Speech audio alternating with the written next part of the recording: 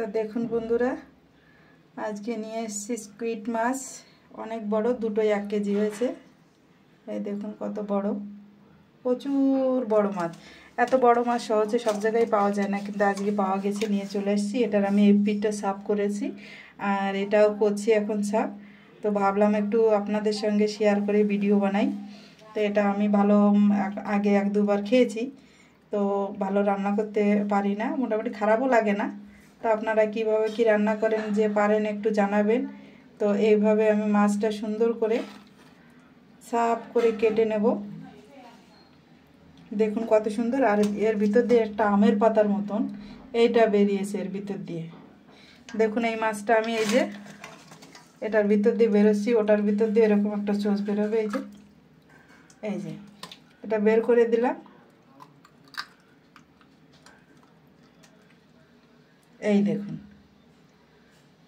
আর এর ভিতরে এটা ছাড়া আর কোনো কাটার অংশ নাই। এইটা কত বড়, কত সুন্দর লাগে। আর ভিতরে একটু আছে, ওগুলো বের করে দেব। এটাও সুন্দর করে সাদা করে পরিষ্কার করে নেব। দুটো পাশই আমি এত সাদা করে নেব, একদম সাদা করে নেব। তো এটা তো অলরেডি হয়ে গেছে। তো মাছটা পুরো কেটে নেব, তারপরে হচ্ছে রান্নার পর্ব। ভিডিওটা সবাই দেখবেন।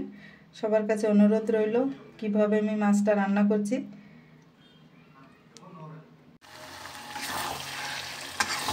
সরি বন্ধুরা, দেখাতে পারিনি, স্কুইড মাছ মাখানো দেখাতে পারিনি, একটু ব্যস্তের ভিতরে। তো এই জাস্ট মাত্র বসিয়ে দিলাম। মাছটা অনেক, তো রান্না হচ্ছে 3বারের জন্য। একবারে তো 3বার তো রান্না করা সম্ভব না, তাই একবারেই রান্না করছি। তো এটা এখন ঢেকে ঢেকে অনেক সময় অবধি এটাকে কষানো হবে, ঠিক চিকেনের মতো রান্না হবে। কেবল ঢেলে দিয়েছি, তো ভাবলাম যে মাছটা আনা কাটাটা দেখালাম, কিন্তু রান্নাটাও তো দেখাতে হবে। আমি এর ভিতরে একটুখানি আলু দিয়ে দেবো পরে। তো রান্না হচ্ছে, দেখতে থাকুন।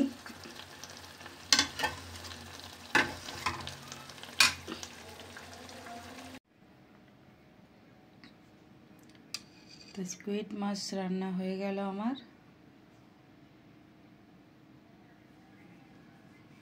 এটা হচ্ছে মাছের ডিম পিঠা ভাজা,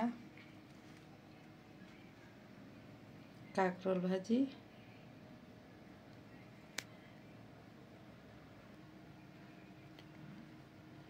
আর এটা হলো আমের চাটনি।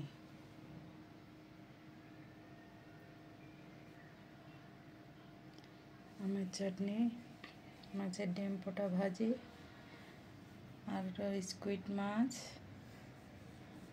আর হলো কাঁকরোল ভাজি। তো বসে গেছি আমি খেতে। সবাইকে আমন্ত্রণ রইল, সবাই চলে এসো।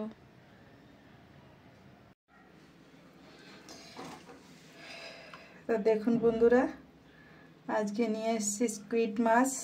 অনেক বড়, দুটোই 1 কেজি হয়েছে। এই দেখুন কত বড়, প্রচুর বড় মাছ।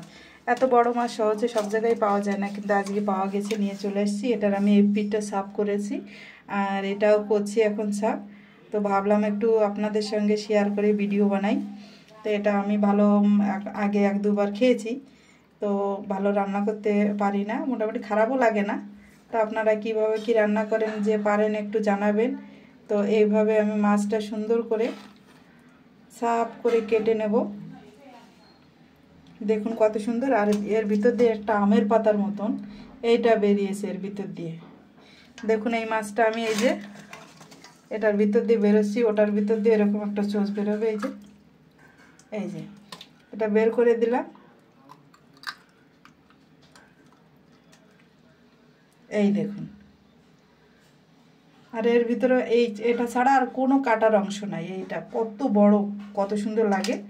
আর ভিতরে একটু আছে, ওগুলো বের করে দেব। এটাও সুন্দর করে সাদা করে পরিষ্কার করে নেব। দুটো পাশই আমি এত সাদা করে নেব, একদম সাদা করে নেব। তো এটা তো অলরেডি হয়ে গেছে। তো মাছটা পুরো কেটে নেব, তারপরে হচ্ছে রান্নার পর্ব। ভিডিওটা সবাই দেখবেন। সবার কাছে অনুরোধ রইল কিভাবে আমি মাছটা রান্না করছি।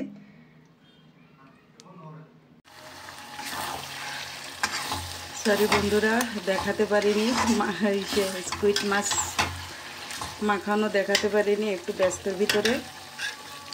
তো এই জাস্ট মাত্র বসিয়ে দিলাম। মাছটা অনেক, তো রান্না হচ্ছে 3 বারের জন্য।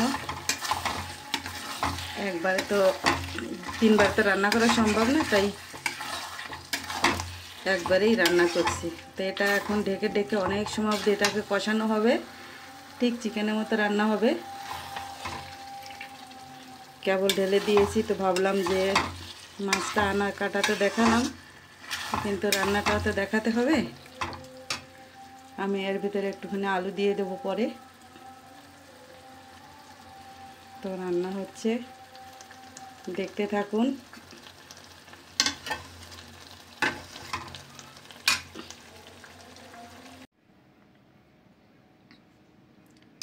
তো স্কুইড মাছ রান্না হয়ে গেল আমার।